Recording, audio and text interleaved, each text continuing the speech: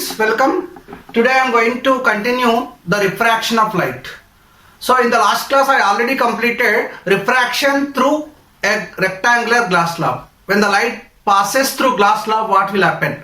I explained lateral shift and everything. Today I am going to continue the refraction of light, in which I am going to explain refraction of light through a prism. What is prism? So the prism is a solid body which is enclosed between the three rectangular surfaces like this. Actually inside this is not a hole, this is also made of material. Inside this is not at all hollow one. So this shape is called prism shape. So here you have three rectangular faces, two triangular faces. So here when the light enters from one rectangular face, it will come outside from another rectangular face. But when the light passes through this prism, what will happen? Here we are talking about monochromatic light. I am not talking about the dispersion of light. When the white color light passes through prism, it splits into 7 colors. That is dispersion of light. But to refraction of light, we need to consider monochromatic color, single colored light, red, blue, green. These are called primary colors. Understand? So I am drawing only one triangular face. Little bigger is needed here to understand the topic. So this is called angle of prism. This is considered B and this is C. Now let us consider a monochromatic light is entering into prism. So you draw one normal. Normal means what? The straight line which makes 90 degrees with the surface of the prism through any. See, if you consider a horizontal surface, the vertical line becomes a normal. If you take a vertical line, the horizontal line becomes a normal. But if it is a slanting line, the straight line which is making 90 degrees with this surface is called a normal. So let us assume that a incident ray, a light ray, a monochromatic light is entering into the prism such a way that it is making certain angle of incidence with the normal. So if you normally we consider the prism made of glass, but out of the prism this is air, this is also air, this is also air. When the light enters from air to glass, what happens? Already we studied refraction of light. So air is rarer medium, glass is denser medium. When light travels from rarer medium to denser medium, what happens? The light, instead of traveling in the same path, it bends towards the normal. The light always try to bend towards the normal. Assume that inside the glass the light is traveling like this. But after coming to this point, again what is happening? The light is entering from denser to rarer, glass to air. So again at this point of incidence, again you imagine a normal. Normal is perpendicular.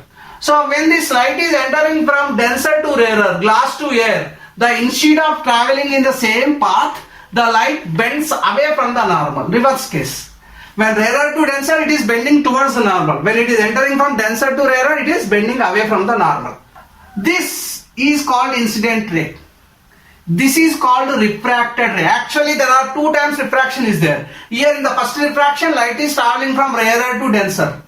So here this is angle of incidence, this is angle of refraction. Assume that this is I1, R1.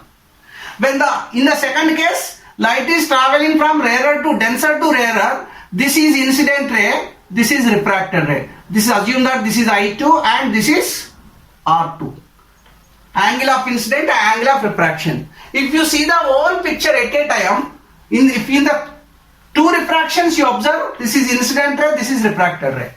In the second refraction, this is incident ray, this is refracted ray. But if you see the whole picture at a time, this is called incident ray. Assume this ray is called incident ray, this is called refracted ray, this is called emergent ray. So I am naming this is called emergent ray. This is refracted ray. This is incident ray. That means what? Light is entering into the prism. After passing through the prism, again it is emerging outside. But what is happening? We already discussed when the light ray emerging through a glass slab, what happens? It shifts laterally. There is a change in the path, but there is no change in the direction, because here opposite faces of the rectangular glass slab are parallel to each other. But here this face or this face both are not parallel, but they are making certain angle with each other. So if you see the whole picture at a time, this is called incident ray, this is refracted ray, this is called emergent ray. You consider this as I1. You consider this as R1. This is R2. But here you consider it as instead of I2 you write E. Angle of incidence, angle of emergence. This is angle of refraction in the first case, angle of refraction in the second case. Now for my convenience I am prolonging this base like this. So if I produce these normals, they are meeting at a particular point.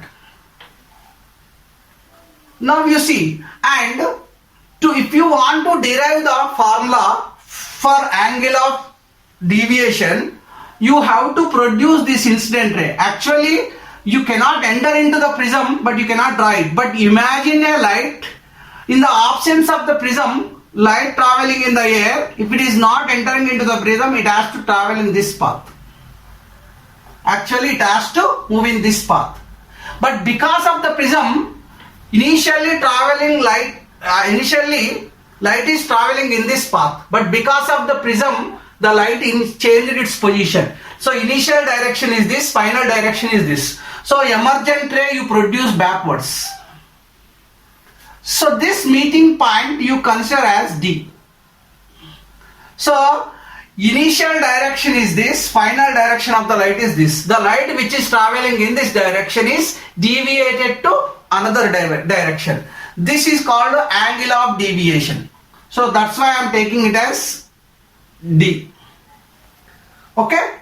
So if you see this carefully, this is R1, this is R2. So for my convenience I am taking letters. This is already A, B, C already taken here. I am considering this as D.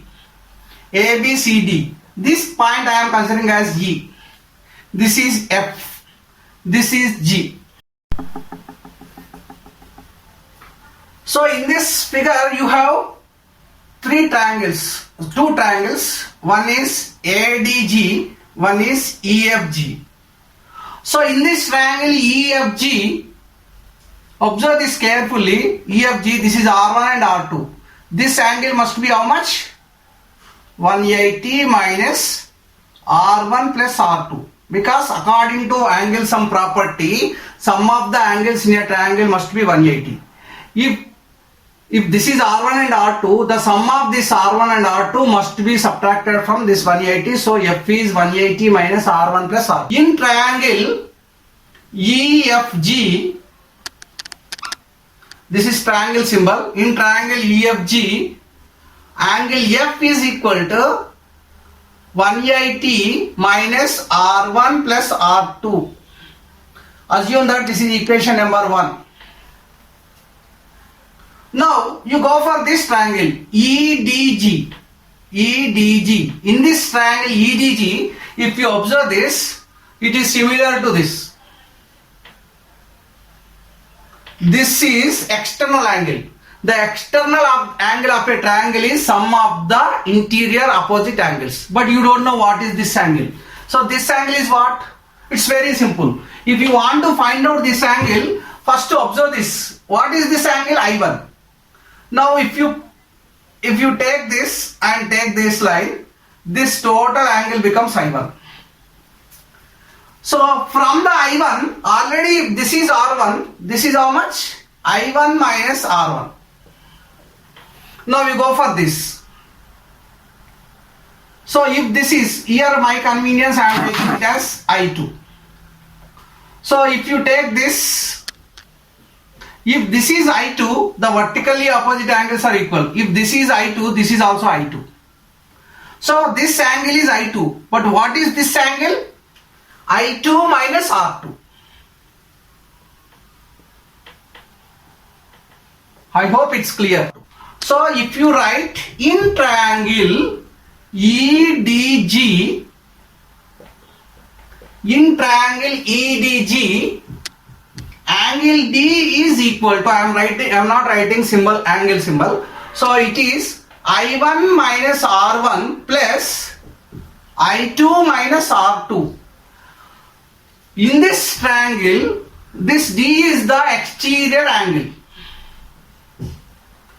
The exterior angle is sum of the interior opposite angles. So that's why D is equal to sum of these two angles. Then you can write this in another way. You can write I1 plus I2. If you take the minus common, you can write R1 plus R2. So this is equation number 2 you consider. If you see this first equation, in the place of R1 plus R2 you can write, if you bring this R1 plus R2 it becomes plus, so it becomes 180 minus F.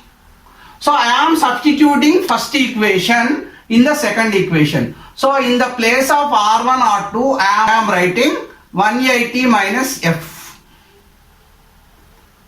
So this is equation number 3.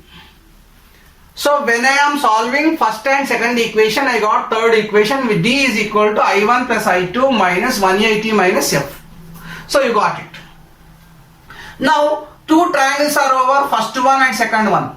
Then if you observe this figure carefully, you have one triangle, one quadrilateral. So which quadrilateral? The quadrilateral is like this. A, E, F, G. So here this is normal, this is the rectangular surface, so it is 90. Here this is normal, GF is normal, this is another surface of the prism. So if the sum of two opposite sides in a quadrilateral is 180, because this is 90, this is 90, because normal always makes 90 degrees with this. So it is a cyclic quadrilateral.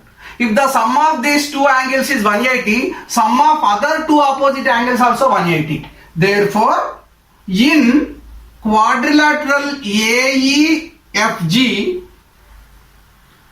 A plus F is equal to 180 degrees. So the reason is that. So in the place of F, you can write 180 minus A. Observe this. In the third equation you have 180 minus F. Here you can write, in the place of F you can write 180 minus A. Observe this equation 4 and 3 equation. So if you substitute the fourth equation in third equation, what you are getting? So D is equal to I1 plus I2 minus 180 I am writing as it is. But in the place of F, I can write 180 minus A. So this minus I am writing as it is, but in the place of F again I am writing 180. So this is, therefore you can write D is equal to I1 plus I2 minus 180 minus 180 becomes 0. So 180 minus 180, so you are getting minus A here. So D is equal to what? I1 plus I2 plus A, or you can write A plus D is equal to I1 plus I2. That means what? When you are doing the experiment of refraction of light through a prism, you are selecting the I1. When you are selecting the I1, automatically you are getting I2. So you know I1 and I2. When you are purchasing the prism, you are purchasing with, I want a prism of certain angle of prism. So you know A value. So you can find the angle of deviation. That means when the light passes through prism, it will be deviated. So like this. Actually inside it is happening like this. How much deviation is there? Nobody can enter into the glass and can measure with certain protractor or any other instrument. So by using this calculation, by using this known angles, you can find the unknown angle, which is angle of deviation. That means when the light passes through a prism, light will be deviated. Deviated means changes its direction. But how much angle? By using this, you can find it. In the next class, I am going to explain what is the minimum angle of deviation. So let us wait for the next class. Thank you.